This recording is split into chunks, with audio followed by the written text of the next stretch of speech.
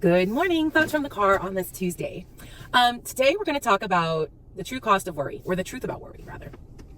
I have some friends that live in Florida, and they are currently preparing for Hurricane Milton coming, and I'm worried. I've been really worried about them, and I realized that the cost of the worry isn't going to change anything, and all it does is hurt me, and there are other things I can do to help support them. And so that's what got me thinking about worry. And I want to share with you today what we can actually do, what it's actually costing us to worry, and maybe some things that we actually can do to help in situations where we feel worried and powerless. So the true cost of worry. So while it is human nature for all of us to worry, to have this response when in the face of uncertainty, worry can cause some severe negative impact on our life. Physically, we get increased stress and increased the hormone cortisol. And when this increases high blood pressure for us. It can increase the chance for heart disease. It can increase digestive issues. It can increase your weakened immune system, and it can completely mess up your sleep. And I know this from experience because last year when I experienced burnout, this was the hormone that I was having issues with. And I was actually having severe adrenal fatigue where my cortisol would go way up and then it would crash out every day. Then it would go way up and then it would crash out every day. And it was just this crazy cycle, and it caused a lot of physical issues in my body that I did not see coming. So when we worry, we increase cortisol to unhealthy levels in our bodies. So physically, it completely wrecks our body. Mentally, worry will bring anxiety and depression. It becomes environmental depression, environmental anxiety, where we then start to get hormonally out of balance again, which causes the physical issues. And there's an overall reduced cognitive function in our minds. We are just not able to do as much as we normally are. And so some of our responsibilities we're not able to finish, some of our responsibilities we're not able to address. And this can be very serious for our jobs, for our lives, for our children, if you're a parent. And it also hurts our relationships.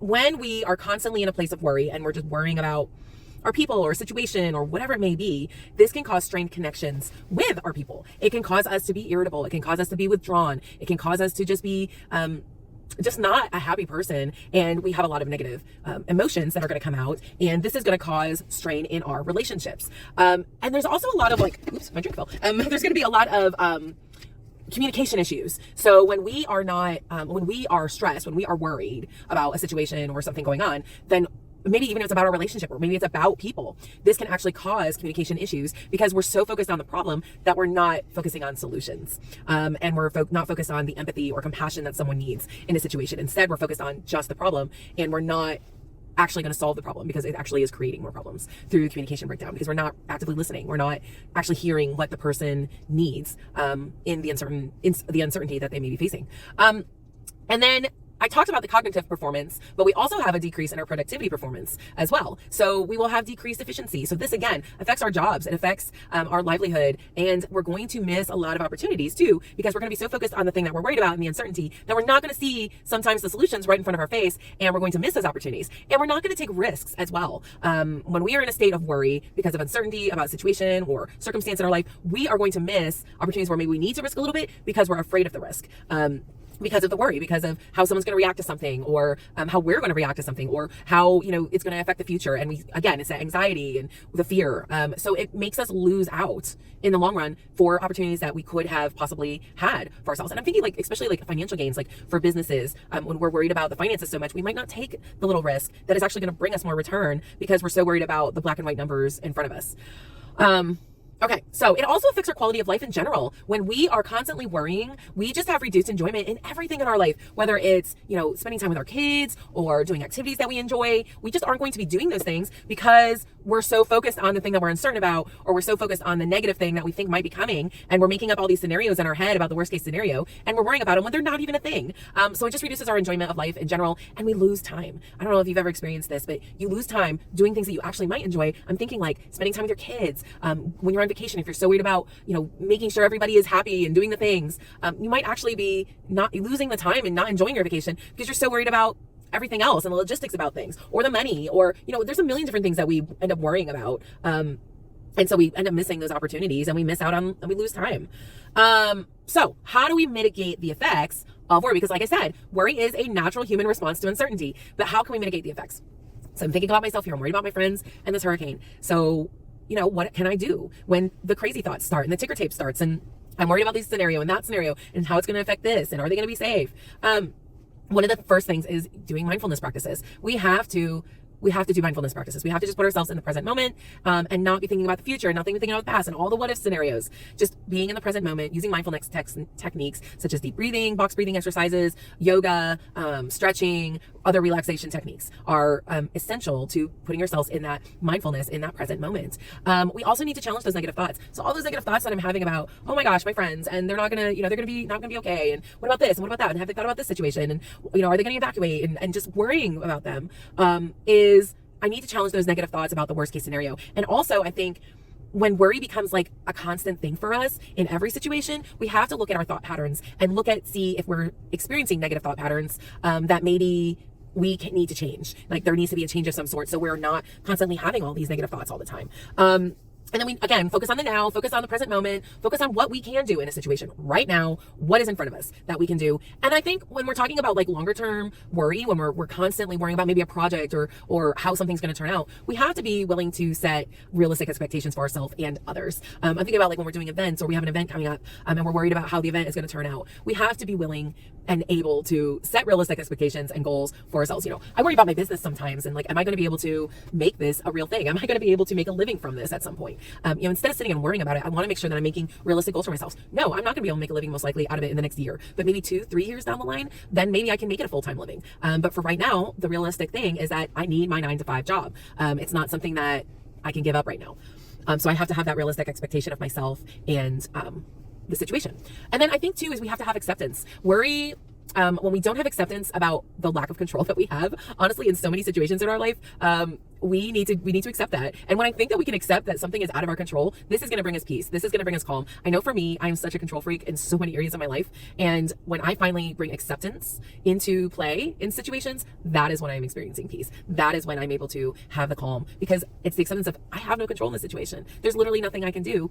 And just accepting that, it literally just changes something in your brain.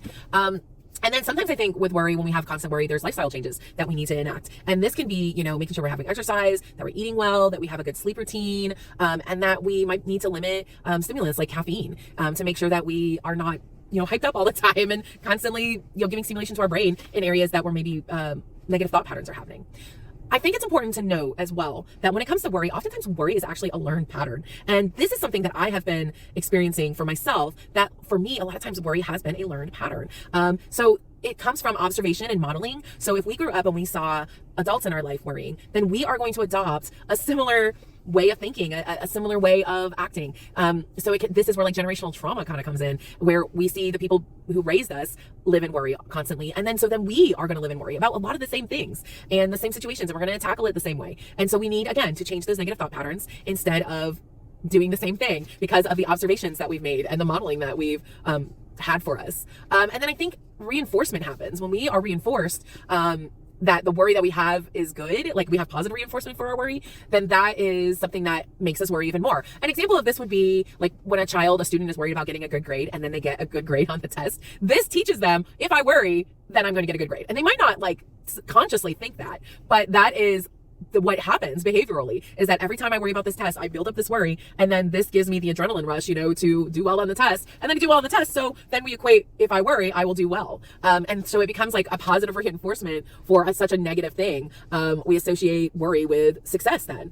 And then conversely, there's also negative reinforcement. So when we worry about the safety, an example of this would be like when we worry about the safety of a parent or a person, and then that person, reassures us and gives us comfort. What this does is this actually teaches us that by worrying, we will receive comfort. And so this can happen in adult relationships. This absolutely happens in parent-child relationships. If we're being negatively reinforced with something good, something we want, which is comfort, because we worry, this is, again, we're going to associate by worrying about someone or showing, that we are worried, then this person is going to give us comfort. Kind of thing. I don't know if that makes sense. I can't think of another example off the top of my head right now, but this is like a negative reinforcement thing, that we're giving something good for doing something quote unquote bad. And so also I think past experiences absolutely is going to, flavor how we think about things, and it's going to cause worry. So especially if you've had negative experiences in our life, this shapes our beliefs and about the world, about people, about situations. And this is going to increase our tendency to worry, because of trauma. And trauma makes things that might look a little similar it's going to make us have the same reaction, and we're going to think about things in the same way. So if we've had a traumatic experience in our life and then we see something similar happening, then we're going to worry because we don't want that same traumatic experience to happen, and we just literally can't stop it. This is why trauma can be such a beast, because it brings us into that cycle of having worry to where it becomes anxiety and depression, and goes, the pendulum swings too far one way or the other. So there's lots of negative things about worry, but here's the thing about worry is that worry can reveal things to us. It can reveal several things to us. So the first thing it reveals to us is our uncertainties and our fears. Sometimes we don't know that we're actually afraid of something, but if we're worried and we can look at worry, this might bring up for us, it might reveal maybe an area of our life where we feel uncertain. Maybe it's an area where we have a lot of fear. If we're worried about our future, if we're worried about our jobs, if we're worried about our people, there might be some uncertainties and fear that we're not addressing. And this can reveal it to us that, hey, there's something here that I need to address. It can also reveal to us underlying beliefs that we have, whether there's deep-seated beliefs about ourselves, about the world, about our own abilities, about relationships, about people in general, and how to deal with people. This can really reveal to us, worry can really reveal to us what we actually believe about people, situations, and it's going to reveal to us if we're able to cope, if we're actually able to cope. And I think it also reveals to us our need for control. For me, this is very true. When I really start to worry about a situation or a circumstance or a person, I realize a lot of times it's my need for control. It's where if you're constantly thinking about and anticipating how to prevent negative outcomes for things, then you might, my friend, be someone who has control issues. And I will admit, this is me.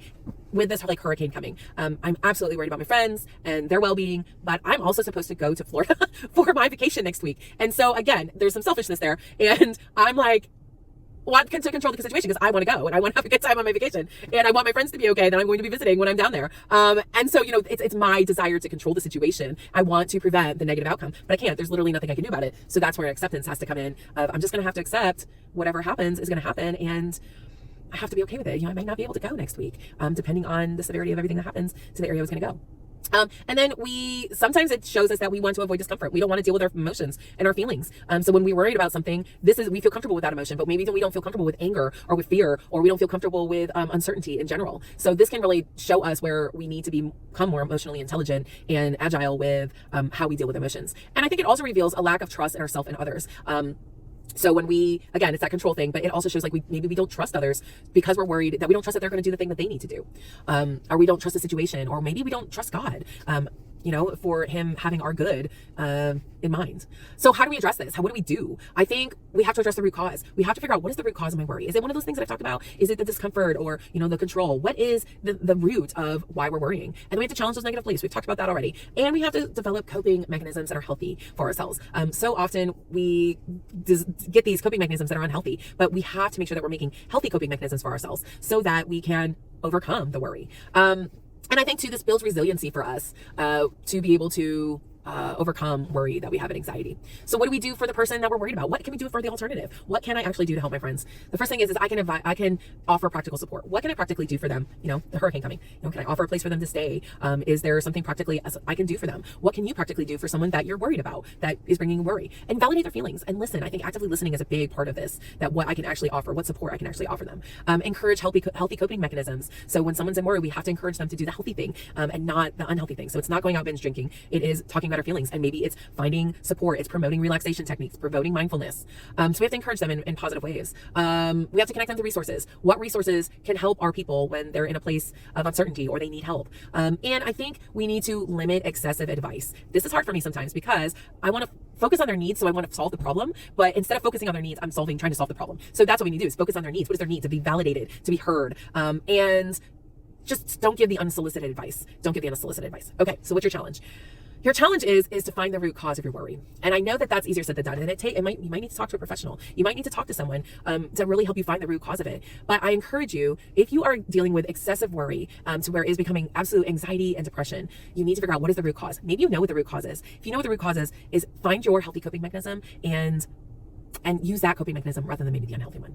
All right, guys, have a great Tuesday.